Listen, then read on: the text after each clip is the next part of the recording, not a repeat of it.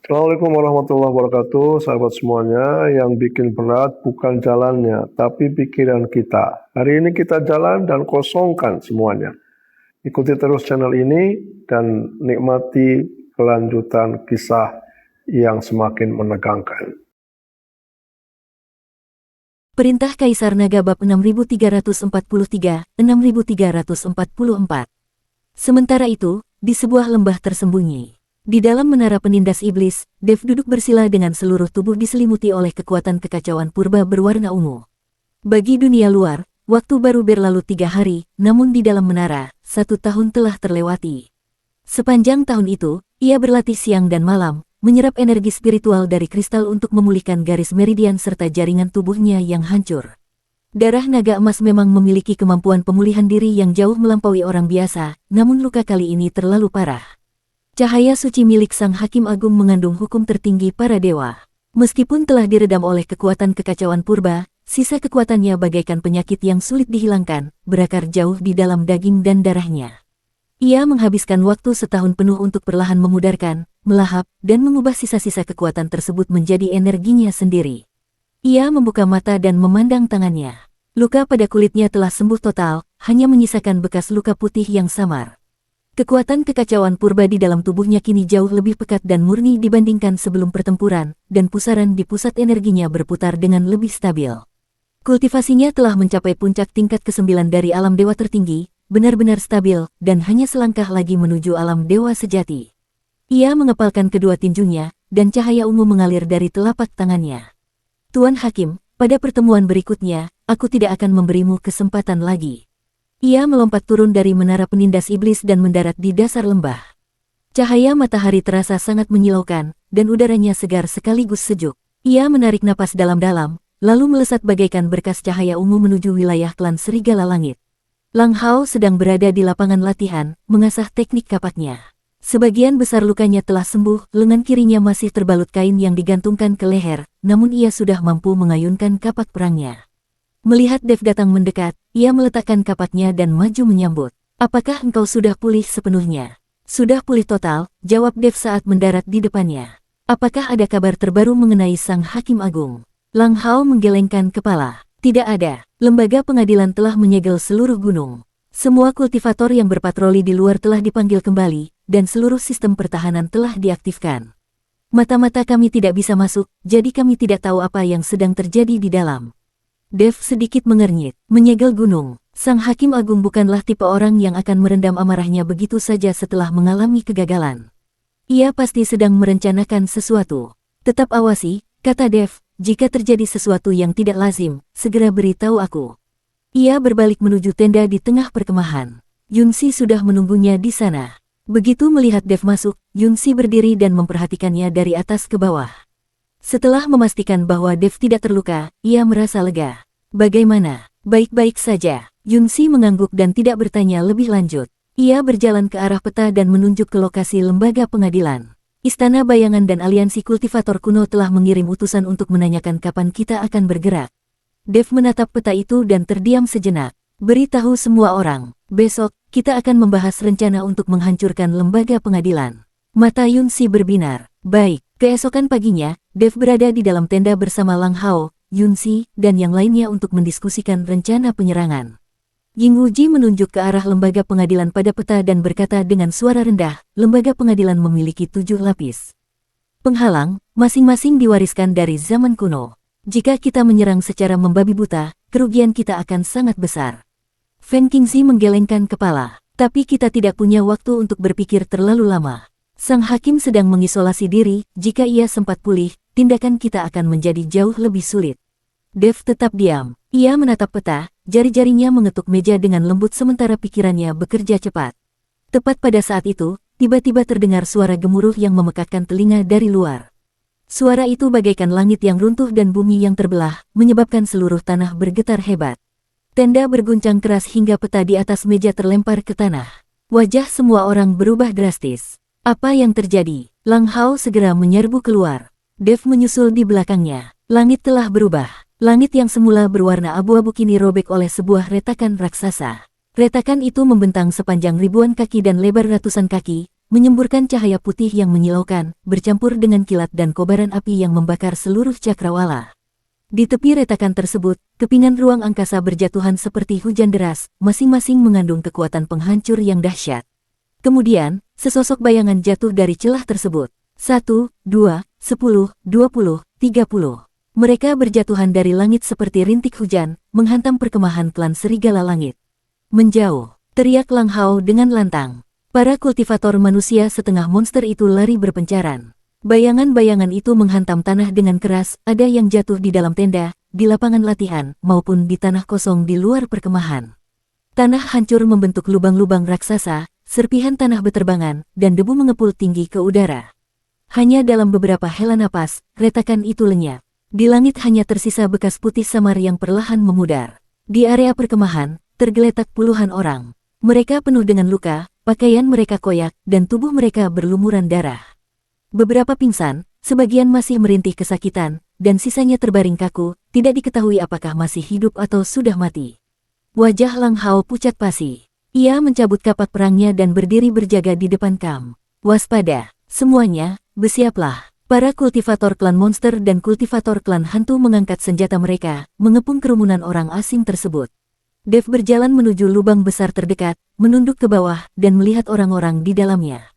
Di sana ada seorang pria paruh baya bertubuh tegap dengan wajah serius, mengenakan baju zirah yang sudah rusak. Terdapat belasan luka di tubuhnya, dan masing-masing luka itu terus mengucurkan darah. Tingkat kultivasinya telah mencapai tingkat ketujuh dari alam dewa sejati. Pupil mata Dev sedikit menyusut. Tingkat ketujuh alam dewa sejati.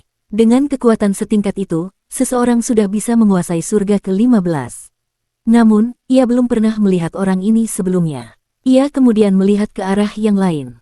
Ada yang berada di tingkat ketujuh alam dewa sejati. Yang lainnya berada di puncak tingkat ke-6. Ada pula yang di pertengahan tingkat ketujuh. Ada puluhan orang di sini, dan yang paling rendah pun berada pada tingkat ke-5 alam dewa sejati. Sebagian besar berada di tingkat ke-6 atau ke-7, dan ada seorang lelaki tua yang kultivasinya telah mencapai tingkat ke-8 alam dewa sejati. Hati Dev mencelos. Dari mana orang-orang ini berasal? Orang pertama yang siuman adalah lelaki tua di tingkat ke-8 alam dewa sejati tersebut. Ia terbaring di dalam lubang dengan tubuh bersimbah darah, rambut putih peraknya terurai berantakan di bahu. Jarinya bergerak sedikit, lalu ia perlahan membuka matanya. Itu adalah mata seorang tua, yang keruh dan lelah, namun di dasar pupilnya tersimpan ketajaman yang hanya bisa didapat setelah melewati ribuan pertarungan hidup dan mati. Ia berusaha duduk dan melihat sekeliling. Begitu melihat para kultivator klan monster dan kultivator hantu mengepungnya, tubuhnya menegang, dan matanya menyiratkan kewaspadaan serta permusuhan. Jangan bergerak, Lang Hao mengarahkan kapaknya ke pria tua itu. Siapa kalian? Dari mana asal kalian? Lelaki tua itu tidak menjawab. Tatapannya menyapu para prajurit klan monster, lalu prajurit hantu, dan akhirnya tertuju pada Dev. Ketika ia menyadari bahwa Dev adalah seorang manusia, kewaspadaan di matanya sedikit mereda. Di mana ini? Suaranya parau, seperti gesekan kertas pasir. Wilayah klan serigala langit, Dev berjongkok dan menatap matanya dalam-dalam. Wilayah klan monster, siapa engkau, dan dari mana asalmu? Mata lelaki tua itu berbinar. Wilayah klan monster, bukan wilayah klan dewa. Ia menoleh dan melihat luka-luka pada tubuh kultivator klan monster, reruntuhan perkemahan, serta tenda yang terbakar dan pagar kayu yang roboh di kejauhan. Ini adalah medan perang. Mereka baru saja selesai bertempur. Apakah ini surga ke-15? Suaranya sedikit gemetar. Benar, Dev mengangguk. Surga ke-15. Air mata lelaki tua itu seketika tumpah. Ia mendongakkan kepala menatap langit, bibirnya bergetar seolah sedang membisikkan sesuatu, atau mungkin sedang berdoa. Akhirnya kami berhasil meloloskan diri. Orang-orang di belakangnya pun mulai sadar satu persatu. Mereka berjuang untuk duduk dan melihat sekeliling dengan mata yang dipenuhi ketakutan dan kewaspadaan. Beberapa menggenggam senjata mereka erat-erat, sebagian berdiri untuk melindungi sang lelaki tua, dan sebagian lagi menangis terseduh-seduh. Tetua, di mana kita? Surga ke-15, jawab lelaki tua itu dengan suara serak, kita telah sampai di surga ke-15. Orang-orang itu terdiam sejenak, lalu ada yang tertawa, ada yang menangis, dan ada pula yang jatuh tersungkur ke tanah sambil gemetar hebat. Melihat mereka, sebuah perasaan ganjil yang sulit diungkapkan muncul di hati Dev. Orang-orang ini pasti berasal dari dunia atas. Tingkat kultivasi mereka setidaknya telah mencapai tingkat ke-5 dari alam dewa sejati. Jika mereka memiliki niat jahat, keluarga Serigala Langit tidak akan mungkin mampu melawan mereka. Namun, di dalam mata mereka tidak ada kebencian, yang ada hanyalah ketakutan dan kelelahan yang luar biasa. Kalian berasal dari surga ke-16? Tanya Dev. Lelaki tua itu menatapnya, terdiam sejenak, lalu mengangguk. Benar. Pupil mata Dev sedikit menyusut. Surga ke-16, tempat yang kelak akan ia tuju. Mengapa kalian turun ke surga ke-15? Lelaki tua itu terdiam. Ia memandang Dev, lalu menyapu pandangannya ke arah para prajurit klan monster dan prajurit hantu di sekitarnya. Kilatan keraguan muncul di matanya. Aku perlu tahu apakah ini wilayah manusia atau wilayah ras lain. Suara lelaki tua itu sangat lembut, namun setiap kata yang terucap membawa beban yang berat. Jika engkau adalah seorang kultivator manusia, bawalah aku ke tempat berkumpulnya umat manusia. Setelah sampai di sana, aku akan menceritakan segalanya kepadamu. Dev terdiam sejenak, lalu berdiri. Baik, aku akan membawamu. Wajah Lang Hao berubah. Tuan Chen, orang-orang ini asal-usulnya tidak jelas, Anda tidak bisa. Aku tahu, sela Dev, tapi aku merasa mereka tidak punya niat jahat. Lagi pula, jika mereka benar-benar ingin menyerang, kita pun tidak akan bisa menghentikannya. Lang Hao membuka mulutnya hendak membantah, namun saat ia bertemu dengan tatapan tenang Dev, ia mengurungkan niatnya. Dev benar, orang-orang ini terlalu kuat. Jika mereka benar-benar bergerak, klan Serigala Langit sama sekali tidak punya cara untuk menahan mereka. Aku akan pergi bersamamu, kata Yunxi sambil melangkah maju. Dev menggelengkan kepala. Tidak perlu. Tetaplah di sini untuk membantu Lang Hao menjaga perkemahan. Aku bisa pergi sendiri. Tapi, tidak ada tapi-tapi. Suara Dev tidak menerima bantahan. Yunxi menggigit bibirnya dan tidak mengatakan apa-apa lagi. Dev berbalik menghadap lelaki tua itu. Mari berangkat. Aku akan membawamu ke aliansi kultivator independen. Di sana banyak terdapat kultivator manusia. Lelaki tua itu berusaha bangkit berdiri, diikuti oleh orang-orang di belakangnya. Sambil saling memapah, mereka mengikuti langkah Dev menuju markas aliansi kultivator independen. Markas besar aliansi kultivator independen terletak di Kota Awan, sebuah kota yang melayang di angkasa. Ketika Dev dan puluhan orang pengikutnya tiba di alun-alun Kota Awan, Fan Qingzi sedang menikmati teh di ruang pertemuan. Begitu mendengar kabar tersebut, ia segera berlari keluar.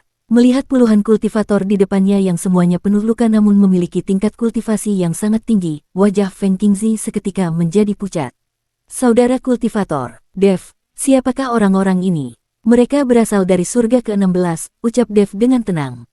Cari tempat yang tenang agar mereka bisa beristirahat. Fan Qingzi menelan ludah dan bergegas mengatur anak buahnya untuk membawa puluhan orang tersebut ke kamar tamu. Ia sendiri memimpin lelaki tua itu menuju sebuah ruang rahasia di belakang balai kota. Di dalam ruang rahasia itu hanya ada 3 orang, Dev, Fan Qingzi, dan si lelaki tua. Lelaki tua itu duduk di kursi, memejamkan mata, dan terdiam dalam waktu yang cukup lama. Tangannya sedikit gemetar, bibirnya bergetar halus, dan napasnya terasa berat seolah sedang menahan sesuatu yang menyesakkan. Namaku Chu Tianxing, ia akhirnya membuka suara dengan parau. Tetua dari pasukan kultivator manusia di surga ke-16. Pupil mata Dev sedikit menyusut. Pasukan utama manusia, surga ke-16, suara Chu Tianxing merendah, telah jatuh ke tangan klan dewa. Hati Dev mencelos. Kekuatan klan dewa di surga ke-16 jauh melampaui imajinasimu. Chu Tianxing membuka matanya dan menatap tajam ke arah Dev. Mereka memiliki organisasi yang disebut Aliansi Klan Dewa, di mana semua cabang keturunan dewa bernaung di bawahnya. Pemimpin aliansi ini adalah seorang dewa sejati tingkat puncak ke-9. Selama ribuan tahun, klan dewa terus memperluas wilayah kekuasaan mereka, menindas, memperbudak, dan membantai ras lain. Manusia, klan monster, iblis, hantu, semua kultivator yang bukan berasal dari keturunan dewa adalah musuh mereka. Kami telah bertempur selama puluhan ribu tahun. Manusia setengah monster, iblis, dan hantu, semua ras yang ditindas oleh klan dewa bersatu membentuk tentara perlawanan. Kami bergerak di dalam kegelapan, menghancurkan benteng-benteng dewa, membebaskan para kultivator yang diperbudak, dan mencari kelemahan aliansi klan dewa. Namun dalam beberapa abad terakhir, aliansi klan dewa menjadi semakin kuat. Mereka menemukan pangkalan rahasia kami dan mengirimkan pasukan yang jumlahnya berkali-kali lipat dari jumlah kami untuk mengepung. Suara Chu Tianxing mulai bergetar. Pertempuran itu berlangsung selama 3 hari 3 malam. Kami bertarung hingga titik darah penghabisan, namun kami kalah jumlah. Pemimpin kami menggunakan sisa kekuatan terakhirnya untuk merobek celah dimensi agar kami bisa melarikan diri. Retakan di ruang hampa itu hanya bertahan kurang dari 3 helaan napas. Hanya puluhan orang yang berhasil lolos. Sisanya, semuanya gugur. Ia menundukkan kepala, air mata mengalir membasahi telapak tangannya. Dev terdiam. Ia teringat bayangan orang-orang yang jatuh dari langit, bekas luka di tubuh mereka, serta ketakutan dan kelelahan di mata mereka. Mereka bukan datang untuk menyerang, melainkan untuk bertahan hidup. Apa rencana Anda selanjutnya? Tanya Dev. Chu Tianxing mendongak menatapnya. Bersembunyi. Suaranya terdengar lirih. Aliansi klan dewa pasti akan mengirim orang untuk memburu kami. Kami harus bersembunyi dan tidak membiarkan mereka menemukan kami. Dev terdiam sejenak. Tetua Fen Qingzi, dapatkah Anda mengatur tempat bagi mereka? Fen Qingzi segera mengangguk. Tentu saja. Meskipun aliansi kultivator independen tidak besar, menyembunyikan puluhan orang masih bisa kami lakukan. Terima kasih. Chu Tianxing berdiri dan membungkuk dalam-dalam kepada Fen Qingzi. Fen Qingzi bergegas membantunya berdiri. Jangan, Anda adalah senior, Anda tidak perlu melakukan ini. Chu Tianxing menggelengkan kepala, lalu menatap Dev. Anak muda, siapa namamu? Dev. Chu Tianxing mengulangi nama itu, lalu mengangguk. Aku akan mengingatmu. Terima kasih. Dev menggelengkan kepala. Tidak perlu berterima kasih, aku juga seorang manusia. Ia kemudian berbalik dan melangkah keluar dari ruang rahasia. Hari sudah gelap ketika Dev kembali ke wilayah klan Serigala Langit. Lang Hao dan Yun Si sudah menunggu di depan gerbang perkemahan. Melihatnya kembali, keduanya merasa lega. Di mana orang-orang itu? Tanya Lang Hao. Mereka sudah menetap di aliansi kultivator independen, ujar Dev sambil memasuki tenda. Mereka berasal dari surga ke-16. Surga ke-16 telah dikuasai sepenuhnya oleh klan dewa, dan mereka adalah para penyintas yang berhasil kabur. Wajah Lang Hao berubah drastis. Surga ke-16 dikuasai oleh klan dewa. Ya, Dev duduk di dalam tenda dan menceritakan secara rinci apa yang dikatakan oleh Chu Tianxing. Setelah mendengar cerita itu, Lang Hao terdiam cukup lama. Wajah Yun Si pun tampak sangat muram. Jika klan dewa dari surga ke-16 mengirimkan pengejar ke sini, suara Yun Si perlahan mengecil, maka lembaga pengadilan tidak akan bisa dihancurkan dengan mudah. Dev mengangguk. Karena itu, rencana kita harus berubah. Ia berdiri dan berjalan mendekati peta. Awalnya kita berencana melakukan serangan mendadak ke lembaga pengadilan. Tapi sekarang, kita tidak boleh bertindak gegabah. Jika klan dewa dari surga ke-16 benar-benar mengirimkan bantuan ke sana, serangan yang terburu-buru hanya akan menjerumuskan kita ke dalam kehancuran. Kita harus segera bergerak. Lembaga pengadilan mungkin sedang dalam perjalanan ke sini. Mari kita menetap sementara di aliansi kultivator independen. Di saat yang sama, aku akan memerintahkan Ying Wuji untuk membawa pasukannya menuju aliansi kultivator independen. Yun Si, beritahu ayahmu bahwa negeri rembulan sudah tidak aman lagi. Kumpulkan semua sumber daya dan pergilah ke aliansi kultivator independen. Kita harus bersatu dan mengerahkan seluruh kemampuan untuk mempertahankan kekuatan kita, agar tidak dihancurkan satu persatu oleh pihak pengadilan. Wajah Dev terlihat sangat serius. Jika klan dewa benar-benar sedang diburu oleh musuh yang turun dari surga ke-16, maka situasi mereka saat ini sedang berada dalam bahaya besar.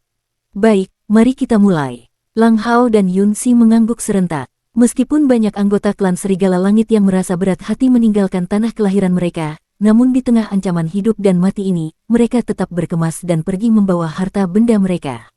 Setelah menerima kabar tersebut, Yun Kuan dan Ying Wuji segera memimpin pasukan masing-masing menuju aliansi kultivator independen yang kini menjadi pusat pertahanan mereka.